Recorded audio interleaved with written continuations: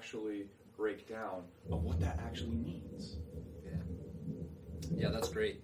And I think ultimately it comes down to the worldview that doesn't stack up against itself can't stack up against other opposition.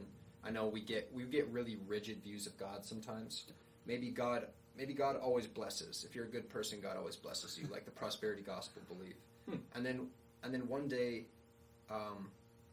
you start to see that maybe you stop being blessed, or maybe somebody you know who's a really great Christian, maybe somebody you really respect, stops being blessed, and you, instead of changing your view of God, you're so you're so stuck in this rigid view that's maybe not correct, that your faith breaks instead. You choose instead not to believe in God.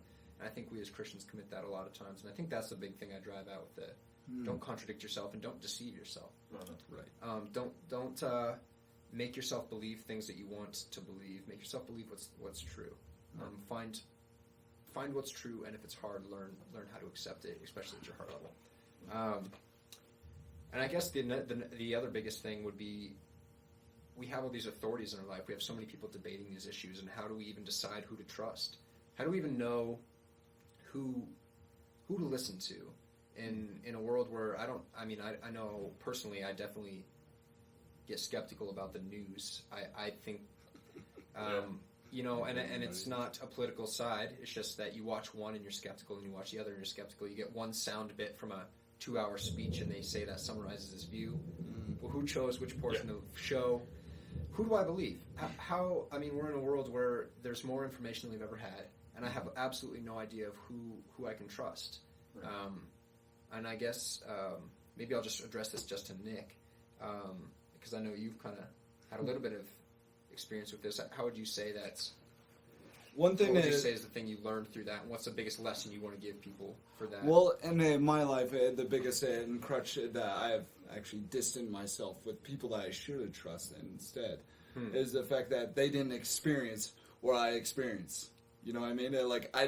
I went through depression and that stuff, and I distrust anybody that didn't feel that way or haven't experienced that brokenness in their life, which is a terrible way to go about it, because you can obtain wisdom without the experience itself. And I think in the world today, we are so infatuated that just because you're different or you haven't lived in my shoes, you cannot speak to those things. Right. And that's the biggest thing that I think is such a damaging way, because there is so much wisdom in itself from an outsider view.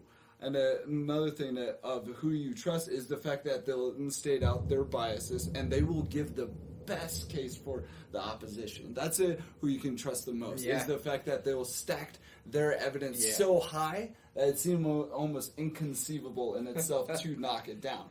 And that's how I know I can trust them, is the fact that they're giving the best case, and I can look up later and say, man, that is the best talking points they ever had. They're actually invested in the fact of their opposition and that stuff. And usually how most people attack your opposition is straw man it, to make the weakest argument possible, to make it logically easy to knock down, but you are not representing the heart of the opposition, because there's a lot of things to do with the opposition that you need to address, and you need to acknowledge it sometimes their place in this world, on it, their legitimacy, on their logical arguments, and take it very seriously, because that's how you let it rampantly go about our culture, is to ignore or to strawman it ultimately. Yeah, and I think everybody's going to choose different people, but at the end of the day, you do have to make a certain network of people you trust. I don't know, when we came into this, we kind of the framework that we've set up for this study, and that we will set up for this YouTube channel, is that I really, really want to say things that I think are well founded, and not be speaking off the cuff, not speaking biasedly, as much as it is possible for me. And I know that we all fall short on that specific thing, but I definitely want you guys to call me out, as well as to just continue to be as honest as possible, because I think once you get a taste that somebody might be tricking you, or might be saying something that's not right, you can't listen anymore. I know that's happened to me. You don't know, because you don't know where the next trick is coming. You don't know where the next deceit's coming. And I guess another thing that brings me up to is just that I think a lot of times because we're not sure about who to trust or what to believe, we leave these doubts kind of festering on our Christian faith. Yeah. What are some of the things that, like, we struggle with, and how do we answer these things, and who can I believe? And of course, Francis Chan, or of course, gotquestions.org is going to say that Christianity is right, but who do I really believe? And I think we have, as Christians, even, sometimes I found myself in this situation where I think that's, I almost find myself trusting the opposition by nature more than my own side. And I don't know why that is, but I guess, what would you say, Nick, is the danger in leaving and not researching those doubts, and maybe not looking into these things? What would you say would be, is it a problem maybe that people don't solve it? I think it's best described in the analogy in the gospel. Obviously, when Jesus was talking about, what do you build your foundation on? Do you build it on the rock, or do you build it on the sand? I don't think I think it can be expanded upon, whether or not you disagree or agree, is the fact that if you don't research your doubts, you are literally building on the sand, because you are only taking one conclusion. You're only taking one possibility that it can be. And anybody that has a scientific hypothesis and that stuff, they test whether that and the statement is true. If it's not true, it's false, but that means there's a billion of possibilities. It doesn't mean that it answers one. All you're answering is one question, right? With one conclusion. But if it's wrong, there is a million possibilities in front of you. So if you only do that, you're leaving yourself to a million possibilities. You're not like, you're giving yourself susceptible to the attack easily by the devil, in my opinion, of everything that you're pretty much telling them, okay, here's the only way that you can, and that is true. Every other possibility is going to destroy my faith. And it's not, like, that's not a practical thing. It's not industrious. It's not, like, it will not be resilient in the, like, in the long run, tragic of life. Like, life is tragic. It's always been tragic since the fall of Adam and Eve. And that's just a fact in itself. Everybody can experience it. Everybody has it. So. No, I mean, I think that's great. I know that one thing I heard you say a long time ago was, or not that long ago, maybe today, but I think it echoes your long-standing opinion, which I think is the most dangerous thing about a doubt is to kind of leave it hidden throughout your life. Right. And I think that's true, and I think that affects us in more ways than we know. And I think we as a church, we love to say it's a hard issue because I think that's our easiest thing to address. That's what we're best at.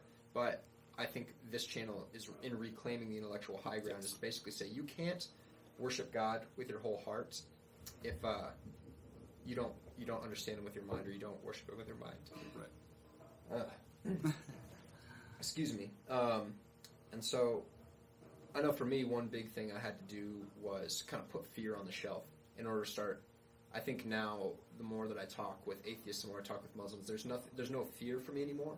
And I don't worry about finding information that might be bad for my faith. And I think that came through a while back. I remember almost being very, very close to falling away from Christianity. And I was curious about what would happen if I called myself an atheist from that point forward. And I had these thoughts, what about my family? What about all these ideas I had for my life? Like, I got to change everything, and I was afraid. But eventually I had to decide, and I guess there was even a point at which I thought, well, maybe I'll just pretend to be a Christian and be easier life. But I actually thought to myself, and I was like, I don't think it would be an easier life. And actually, I owe it to the world. I think it would be dishonest to say otherwise. And so if this is what I'm going to do, this is what I'm going to do. So I wrote that list. I wrote a list, and I said, what I knew about Jesus versus what I've been told about Jesus and what I actually knew. And I remember I just got a few items into that list before I realized I did know Jesus, and I'd met Him, and there was something that demanded an explanation out there. And I didn't know what it was, but I was determined to find it. And at that point forward, there's like a certain switch in which I kind of had already counted what would happen. I'd counted the cost of what would happen if I fell away from my faith, and I stopped being afraid of it anymore. And it really freed me up, I think, to put kind of fear on the shelf. Yeah. And as a part of that journey for maybe the last 5 to 10 years has been really, really being allowed to dig into these issues. And the thing that I've been amazed and so relieved to find is that all those years I spent being afraid to look it up have been keeping me from a deeper faith in Jesus. Because at the end of every one of those hard questions was a better understanding of Jesus, a deeper respect for him, and an actual understanding that I didn't have before. And now I get excited to hear someone try to challenge me on a new issue. And though maybe it takes me 6 months, maybe it takes me a couple years of research, but I know at the end of this, I have this worldview that it holds, it's more complete, it's more sound, and all the pieces of the way that God works. You know, if God works this way over here, maybe I didn't realize until I studied hell that there are certain things that I can't know, that God just has to be in control of. And then I'm created with these weird humanly limitations, and suddenly now I see what it means to be humble before God. What's it actually mean to really trust him versus putting him on the judgment seat maybe. And I'm not going to get ahead of myself, but the point is that every time you get a new question, you find out something that cascades down into all of the spheres of understanding. As soon as you're willing to get rid of those fears. Can I ask you a question about that, actually? Yeah. You mentioned that you were somewhat hesitant because you were worried about disappointing your parents. Yeah. There was a quote that you guys said to me when I first met you, and it was, "We are unsatisfied with the faith that our parents gave us." Yeah. Did in any way, when you were struggling through this, was that kind of a factor? Was that more of a pull to stay in Christianity because you were like, well, I was born this way. I was born a Christian. I think it's a natural tendency for all of us to. I like for that, all of natural us. tendency. Yeah, because Okay. the thing is that we're naturally inclined to generation wise to keep the upstanding thing. And this is just me in general. I was like, I have to bring the faith and bring the name of the Brown family involved. I would feel almost a disservice for everything that my family has gone through in its history to then all of a sudden abolish it itself. It's like acknowledging the fact that someone sacrificed for you. Sacrifice for the first freedoms, and sacrifice first for the fact that they believed God in himself.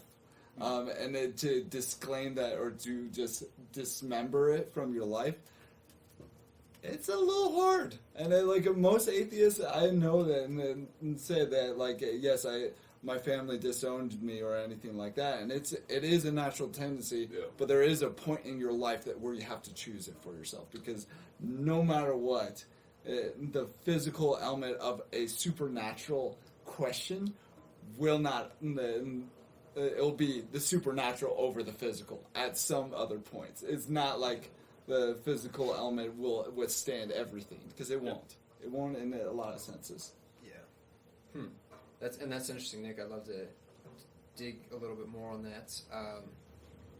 I guess one of the things that I've definitely felt was, you have more to thank for your parents for than anybody else in your life, probably. And the Bible says, train up your children right in the way that they should go, and it will be. I forget the proverb, but it basically train your children correctly, and they will stay on the right path. And I'd say that is definitely what a lot of people's parents do. But there's also Corinthians that says, there will be a testing with fire, where what is straw and what is wood will be burned away, but gold will be left, and what remains will be approved. And I don't look up those references exactly, but I think at the university campus is where this happens, I think, for most people. Yep. And there's a certain sense where you find out what was built on, what was empty, what was built out of straw at that point. And I would say that what belongs to your parents and what remained is your own. And I think that happens on the university campus, and that's why it's such a big battleground. It's because I believe that there's always this, it's like the constant nagging in your ear. Now it's okay to